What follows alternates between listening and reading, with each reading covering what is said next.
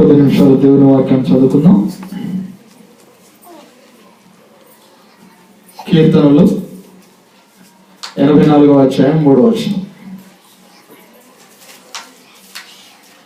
కీర్తనలు 84:3 వచనం. సైన్యములకు అధిపతియగు యెహోవా, నా రాజా, నా దేవా, నీ బలిపీఠమునొద్దనే పిచ్చుకలకు నివాసము దొరికెను. నీ బలిపీఠమునొద్దనే పిచ్చుకలకు నివాసము దొరికెను. పిచ్చుకలకు నివాసము దొరికెను. పిల్లలు పెట్టుటకు వానకోవెలకు గూడి స్థలము దొరికెను. నీ మందిరం నందు నివసించువారు ధన్యులు. ఒక్క నిమిషం. దేవుని బలిపీఠము వద్ద ఎవరికి నివాసం దొరికిందంట? పిచ్చుకలకు. అయితే ఈ యొక్క పిచ్చుకల గురించి ఉదయం నేను ధ్యానిస్తున్నప్పుడు దేవుడు కొన్ని విషయాలు బయలుపరిచాడు. అసలు ఈ పిచ్చుకని ఎవరము లెక్క చేయం. ఎందుకంటే గతంలో మనకు కనిపించేవి పిచ్చుకలు చాలా కనిపించేవి. అవి చాలా పక్షులన్నింటిలో కన్నా చాలా చిన్నగా ఉంటాయి, బలహీనంగా ఉంటాయి. దేవుడు చేసిన సృష్టిలో పిచ్చుకలకి చాలా చాలా అంటే చాలా బలహీనమైనటువంటివి. అయితే ఈ పిచ్చుకలు చిన్న చిన్న పుల్లల్ని పోగు వేసుకొని గూళ్ళు కట్టుకొని ఆ గూళ్ళల్లో అవి వాటి యొక్క జీవనాన్ని కొనసాగిస్తూ వాటి యొక్క జీవితాన్ని ఆ గూటిలోనే కొనసాగిస్తూ వస్తుంటాయి. అయితే ఇవి ఎప్పుడు కూడా పిచ్చుకల్ని మనం గమనించినట్లయితే ఇవి కిచకిచలాడుతూ అందరికంటే అన్ని పక్షుల కంటే ఇవి సంతోషంగా జీవిస్తాయి. కారణం ఏంటంటే వీటికి కావాల్సినటువంటి ఆహారం ఏదైతే ఉంటుందో ఉదయాన్న బయటకు వెళ్ళినటువంటి పిచ్చుకలు సాయంత్రం వచ్చేంత వరకు కూడా ఏదో ఒకటి ఆహారాన్ని తీసుకుంటూ వాటి యొక్క కడుపు నిండా అవి తిని తిరిగి మరలా వాటి యొక్క ఆ గూళ్ళల్లోకి ప్రవేశిస్తూ ఉంటాయి. ఈ పిచ్చుకలకి ఎలాంటి లోటు లేకుండా దేవుడు వాటికి అందిస్తూ ఉన్నాడు. సృష్టిలో ఎలాంటి గొప్ప కార్యం జరుగుతుంది ఆ పిచ్చుకల విషయంలో అంటే వాటి బలిపీఠం యెహోవా దేవుడి యొక్క బలిపీఠం వద్ద పిచ్చుకలకి నివాస స్థలాన్ని ఏర్పరిచాడంట. ఈ పిచ్చుకలు దేవుడి యొక్క ఆలయంలో నివాసం చేయడానికి అర్హత పొంది ఉన్నాయి. ఇలాంటి పిచ్చుకల గురించి మనం ఇంకా మాట్లాడుకుంటూ పోతే ఇవి వాస్తవానికి ఎవరైనా పొరపాటున పిచ్చుకని కొడితే అవి దూరంగా పారిపోతాయి, బెదిరిస్తే వెళ్ళిపోతాయి, అరిసినా వెళ్ళిపోతాయి, చప్పుడు వినిపించినా వెళ్ళిపోతాయి. ఒకవేళ ఈ పిచ్చుకల యొక్క గూడు పీకి వేసినా సరే అవి తిరిగి ఏమీ అనలేవు, తిరిగి యుద్ధం చేయలేవు, తిరిగి ఇతరులకు హాని కూడా చేయలేవు. ఈ పిచ్చుకలు ఎక్కడైతే బలంగా ఎవరైనా దాని మీద దాడి చేస్తే సింపుల్ గా దాడి చేసినా సరే ఈ పిచ్చుకలకి ఆ యొక్క పరిస్థితులు అనుకూలించవు. అయినప్పటికీ పిచ్చుకలు తన గూడును ఎవరైనా పాడు చేస్తే మరలా తన గూడు తాను నిర్మించుకోవడానికి ఈ పిచ్చుకలు ప్రయత్నం చేస్తూ ఉంటాయి. ఇంత బలహీనమైనటువంటి ఈ పిచ్చుకలకి దేవుడు ఒక గొప్ప ఆశ్రయాన్ని ఇచ్చి ఉన్నాడు. ఏంటయ్యా అంటే అవి ఎక్కడ చెదిరిపోయినా అవి ఎక్కడ ఉన్నా మరలా దేవుడు వాటికి ఆశ్రయాన్ని కల్పిస్తూ వస్తున్నాడు. ఈ బలహీనమైనటువంటి వాటికి పరలోకమైన దేవుని దృష్టిలో ఒక ఎన్నిక ఉన్నది. దేవుడు ఈ పిచ్చుకని ఎన్నుకున్నాడు, దానికి కావలసినటువంటి ఆహార్యాన్ని సమకూరుస్తున్నాడు. ఈ మనుషులు పిచ్చుకని దూరం చేస్తున్నారు, మనుషులు ఈ పిచ్చుకని ఎక్కడ కూడా లెక్కలోకి తీసుకోవట్లేదు. అలా మనుషులకే దూరమైపోయినటువంటి ఈ పిచ్చుకని దేవుడు మాత్రము ప్రేమిస్తూ దాన్ని గౌరవిస్తూ ఆ పిచ్చుకని ఎక్కడి దాకా తీసుకొస్తున్నాడు అంటే తన బలిపీఠం దగ్గర ఒక నిజమైనటువంటి ఆశ్రయ దుర్గాన్ని కల్పిస్తూ వస్తున్నాడు. అలాంటి ఆశ్రయం కలిగినటువంటి ఈ పిచ్చుక దేవుని దృష్టిలో గొప్పదిగా ఎదుగుతూ వస్తుంది.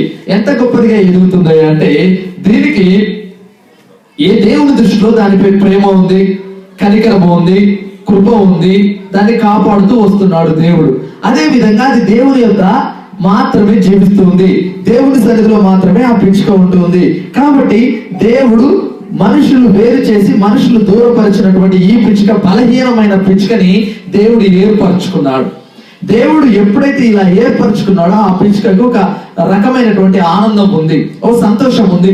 ఏ మనిషి నన్ను చెదరగొట్టినా, ఎక్కడ నా గూడు తీసివేసినా, నాకు జీవితం ఎక్కడ లేకపోయినా నా దేవుడు నన్ను పోషిస్తాడు, ఎల్లప్పుడూ నన్ను పెంచి పోషిస్తాడు అనేటటువంటి ఆలోచన ఆ పిచ్చుకకు వచ్చింది. అయితే పూర్వం రోజుల్లో పిచ్చుకలు మనకి చాలా కనిపించేది.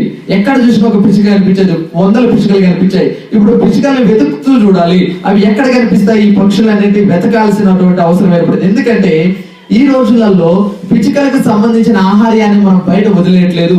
అసలు పిచ్చుకలకి ఎలాంటి ఆహారం, అసలు వాస్తవానికి మనుషులు బయట ఆ వాటి అనుకూలమైనటువంటి పరిస్థితుల్ని చూపించట్లేదు. కాబట్టి ఆ పక్షులు మనకు దూరంగా వెళ్ళిపోయాయి.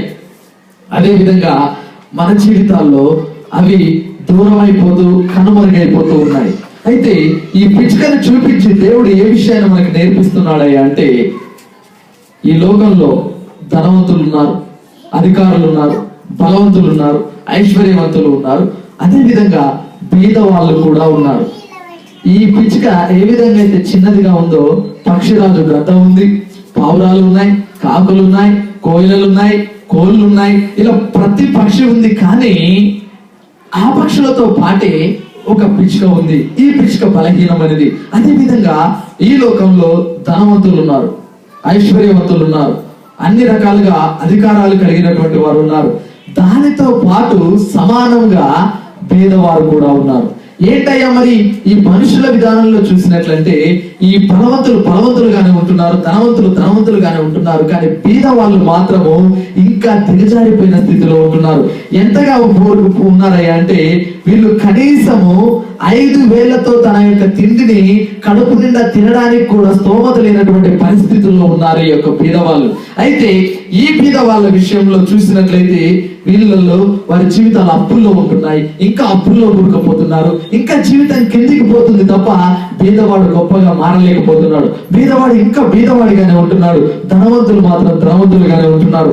అలాంటి అధికార ప్రభుత్వాలు కలిగినటువంటి వారు కూడా వారికే సహాయం చేస్తున్నారు తప్ప ఈ పేదవాడు ఎదురు చూస్తున్నాడు, ఎవరైనా అధికారులు నాకు సహాయం చేస్తారా, లేదా ఏదైనా ప్రభుత్వం నాకు సహాయం చేస్తుందా అని ఎదురు చూస్తున్నారు తప్ప ఎక్కడి నుంచి సహాయము ఈ పేదవారి, ఏదైతే ఈ పిచ్చుక లాంటి జీవితం కలిగిన పేదవారు ఉన్నారో వారికి ఎక్కడ కూడా ఏ రకంగా కూడా సహాయం అందట్లేదు.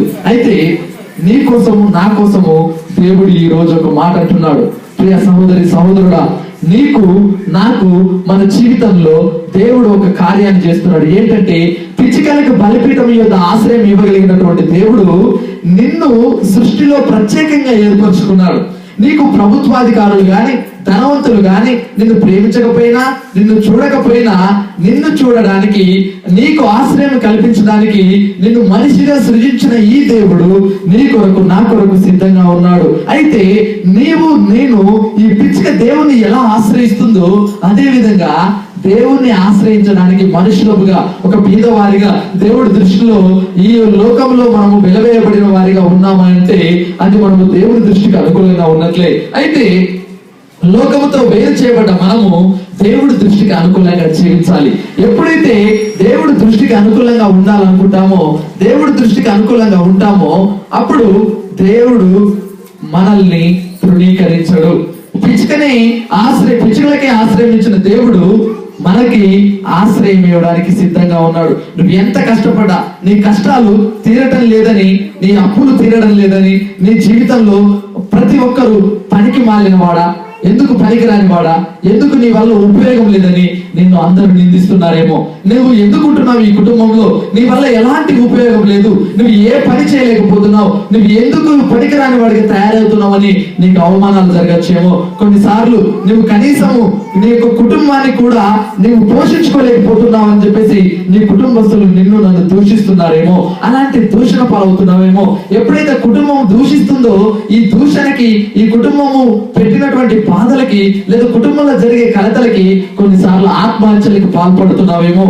అలా ఈ లోకంలో ఏ రకమైనటువంటి ఏ వ్యక్తులు నిన్ను పట్టించుకోకుండా, ధనవంతులు పట్టించుకోకుండా, గవర్నమెంట్ కూడా నీకు ఎలాంటి సహాయం చేయకుండా ఎవరు నిన్ను ఆదుకోవడం లేదేమో. అలాంటి సమయంలో నువ్వు ఆత్మహత్యలకు పాల్పడుతున్నావేమో. జాగ్రత్త.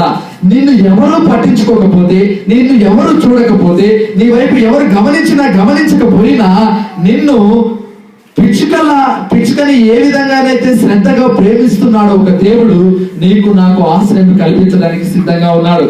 నీకు నాకు ఈ లోకంలో అందరూ దూరం చేసినా సరే నిన్ను నన్ను ప్రేమించడానికి, నీకు నాకు మనందరికి ఆశ్రయం ఇవ్వడానికి దేవుడు సిద్ధంగా ఉన్నాడు. ఎలాంటి ఆశ్రయం అయ్యాది అంటే, శ్రద్ధ కలిగి దేవుడు నిన్ను నన్ను కూడా గమనిస్తున్నాడు. ఎలాంటి శ్రద్ధతో గమనిస్తున్నాడు అయ్యా అంటే, ఒకవేళ నువ్వు గూడు చెదరగొట్టిన వాడి వల్ల ఉండి నీ గూడు చెదిరిపోయి నీకు ఇబ్బంది కలిగినప్పుడు, నీ జీవితంలో నువ్వు అన్ని కోల్పోయినప్పుడు, నీకు ఏది ఇక లేదు, ఇక నన్ను ఎవరు ఆదుకోలేరు, ఏ ఒక్క వ్యక్తి ద్వారా నాకు సహాయం రాదు అనేటటువంటి భావన నీలో నాలో కలిగినప్పుడు, నిన్ను శ్రద్ధగా గమనిస్తూ నీవు ఆయనని వెతుకుతావేమోనని ఎదురు చూస్తూ ఆయనని వెతికే అంత వరకు కూడా ఆయనని వెతుకుతున్నటువంటి నీ కొరకు, వెతకాలనేటటువంటి నీ కొరకు నిన్ను ప్రేమించేటటువంటి దేవుడు నీకు నాకు సిద్ధంగా ఉంటాడు. ఉండి ఆయన నీకు నువ్వు అడగకపోయినా నీవు నిజముగా ఆయన వెంట నడవాలని కోరుకుంటే వీటన్నిటికంటే శ్రేష్టమైనవి ఇవ్వడానికి దేవుడు సిద్ధంగా ఉన్నాడు. ఎందుకంటే పిచ్చుకలు అడగకపోయినా సరే వాటికి ఆహారం దొరుకుతుంది. ఎందుకంటే అవి దేవుడికి అనుకూలంగా బ్రతుకుతున్నాయి. వాటిలో ఎలాంటి తప్పిదము కనిపించట్లేదు.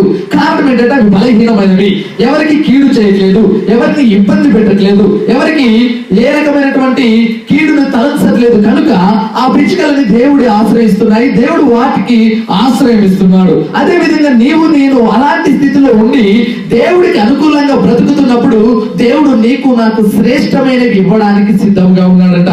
మత్తయి సువార్త 10వ అధ్యాయం 29 నుంచి 37 వరకు ఒకసారి చదువుకుందాం. మత్తయి సువార్త 10వ అధ్యాయం 29 నుంచి 31. రెండు పిచ్చుకలు కాసుకు అమ్మబడును కదా, అయినను మీ తండ్రి సెలవు లేక వాటిలో ఒకటైనను నేలను పడదు. మీ తల వెంట్రుకలన్నీ లెక్కింపబడి ఉండేవి కనుక మీరు భయపడకుడి. మీరు అనేకమైన పిచ్చుకల కంటే శ్రేష్ఠులు. మీరు అనేకమైన పిచ్చుకల కంటే శ్రేష్ఠులు. పిచ్చుకల కంటే ఎవరు శ్రేష్ఠులంట? మనం మనుషులు పిచ్చుకల కంటే శ్రేష్ఠులు. పిచ్చుకలు ఏ విధంగానైతే దేవుడి వద్ద ప్రేమించబడుతున్నాయో మనుషులు అంతకంటే గొప్పగా, అంతకంటే ఒక గొప్ప స్థితిలో దేవుడికి అనుకూలంగా జీవిస్తున్నాం. మనము దేవుని దృష్టిలో గొప్పవారం, మనము పక్షుల కంటే గొప్పవారము. కాబట్టి దేవుడు దృష్టిలో అనుకూలంగా ఉన్నటువంటి మన జీవితాలని ప్రేమించడానికి దేవుడు సిద్ధంగా ఉన్నాడు. ఎందుకంటే మనం శ్రేష్టమైన వారము దేవుడి దృష్టిలో. ఎంత శ్రేష్టముగా ఉన్నామంటే దేవుడి దృష్టికి చాలా గొప్పగా ఉన్నాం. చదవము ఒకసారి. మీ తల వెంట్రుకలన్నీ లెక్కింపబడి ఉన్నవి కనుక మీరు భయపడకుడి. మీరు అనేకమైన పిచ్చుకల కంటే శ్రేష్ఠులు. మీరు అనేకమైన పిచ్చుకల కంటే శ్రేష్ఠులు. మనుషుల ఎదుట నన్ను ఒప్పుకుని వాడెవడు పరలోకమందున నా తండ్రి ఎదుట నేను వారిని ఒప్పుకుందును. మనుషుల ఎదుట ఎవడు నన్ను ఎరుగనను వానిని పరలోకమందున నా తండ్రి ఎదుట నేను ఎరుగనందును.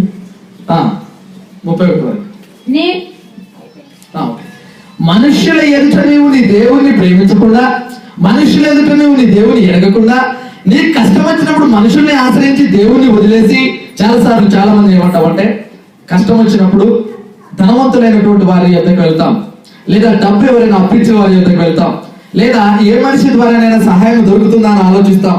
అంతేకాని పొరపాటున కూడా మనకి దేవుడే ఆశ్రయము అని మనుషులలో చెప్పము, మనుషులలో దేవుడిని ప్రకటించము.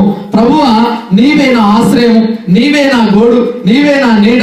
ఏ సందర్భంలోనైనా ఏ కష్టం వచ్చినా, ఏ ఇబ్బంది వచ్చినా నా దేవుడే నన్ను స్వస్థపరుస్తున్నాడు, నా దేవుడే నాకు ఇన్ని రకాలుగా ఇస్తున్నాడు అని మనుషులు ఎదుట మనం ఒప్పుకోము. అలా ఒప్పుకోకపోతే ఆయన మనల్ని పట్టించుకోడు. కానీ దేవుడు ఒక మాట అంటున్నాడు, నీవు దేవుని నిర్లక్ష్యం చేసినా ఆయన నిన్ను నిర్లక్ష్యం చేయడంట.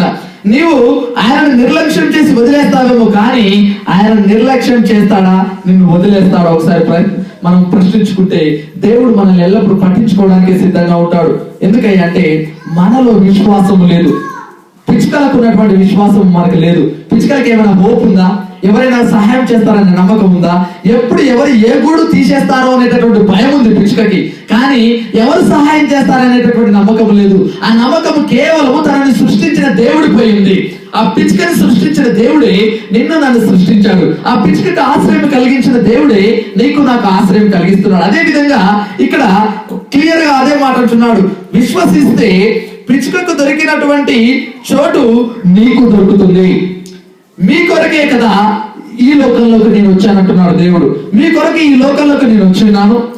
మీ కొరకు నేను ఎలా వచ్చానయ్యా అంటే కేవలము మీకు ఎలాంటి కష్టం లేకుండా చూడడం కొరకు, మీకు ఏ ఇబ్బంది రాకుండా ఉండడం